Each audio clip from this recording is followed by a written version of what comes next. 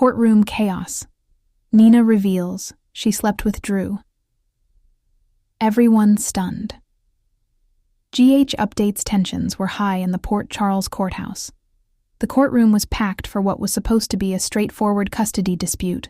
Willow and Michael were seeking full custody of Wiley, citing Nina's erratic behavior and dangerous decisions. Diane Miller represented Michael and Willow. Nina, determined to keep access to her grandson, insisted on testifying against the advice of her attorney, Martin Gray.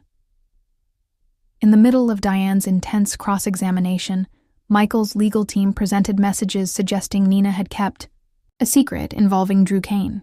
The judge leaned forward. "Nina Reeves, are you aware of the implications of perjury?" Nina stood, eyes wide, jaw trembling, and then she said it.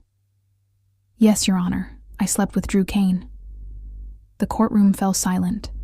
Michael's mouth fell open. Willow gasped audibly. Drew, sitting in the back with Carly, looked blindsided. Carly stiffened, rage rising in her chest. Even Sonny, seated beside Ava, looked stunned. Martin buried his face in his hands. "This wasn't part of the strategy, Nina." The judge banged her gavel. "Order." Diane, always sharp, jumped at the opportunity. "Ms. Reeves, you admit to engaging in an affair with your stepdaughter's partner while simultaneously advocating for increased visitation with her child." Nina, trembling but defiant, said, "It was a mistake, but I won't lie anymore." Court was adjourned in chaos. The hallway erupted into shouting and disbelief. Carly lunged at Nina. "You slept with Drew, my boyfriend, while you were married to Sonny?" Nina looked broken. "It only happened once. I didn't plan it." "You never plan anything," Carly hissed. "You just destroy lives." Drew didn't speak. His silence hurt Carly more than any words could have. Michael turned to Willow. "We have everything we need now." Willow, still shaking, said softly, "She lied to everyone. Even to Wiley." Flashbacks revealed the truth. 6 months earlier, Drew and Nina had crossed paths during a Forrester charity event in New York, a crossover opportunity from Nina's Crimson days. Carly had canceled last minute. Drew, tipsy and lonely, ran into Nina at the rooftop bar. They bonded over their mutual exhaustion with Port Charles's double standards. One drink led to another, and to a one-night stand neither thought would mean anything. The next morning, they agreed to bury it. Until now. Carly packed Drew's belongings from her house, fury in every movement. "You slept with Nina and didn't tell me? You let me go to war for you, for her, and you sat there with secrets?" Drew tried to explain. "It was before we were official. I didn't want to hurt you. I thought it didn't matter." "Everything matters." Carly snapped, "Especially betrayal." She slammed the door in his face. Sonny confronted Nina later at the Metro court. "You cheated on me with Drew? Of all people?" Nina stood her ground. "It was before you proposed. I never wanted to tell you because I knew you'd see it as proof that I'm as reckless as," Carly says. Sonny's eyes darkened. "You lied to my face for months." "I lied because I loved you." Sonny didn't yell. He just turned and walked away. "I don't know who you are anymore."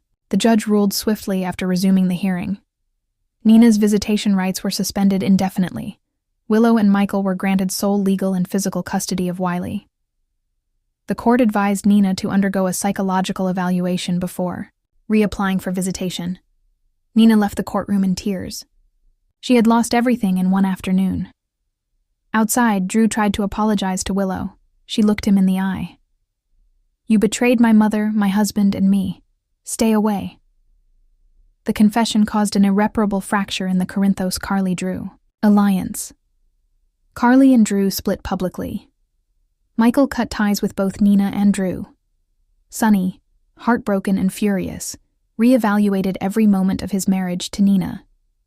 Even Ava distanced herself.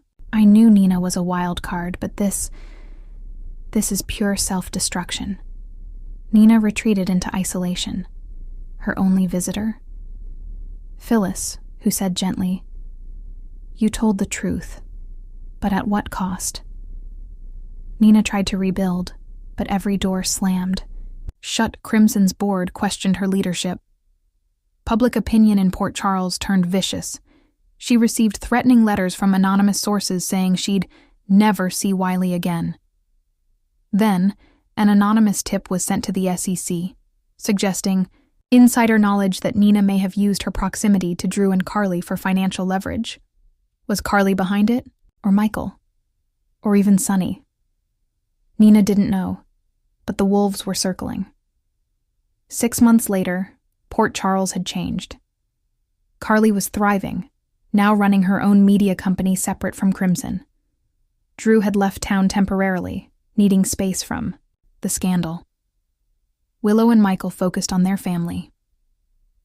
Sonny, lonelier than ever, found himself haunted by ghosts of both Carly and Nina. And Nina? She stood in her empty penthouse, staring out at the harbor. She whispered, "I told the truth," and they all walked away. Then she smiled coldly. "Maybe it's time I stop chasing redemption and start chasing revenge." Cue the music. Fade to black.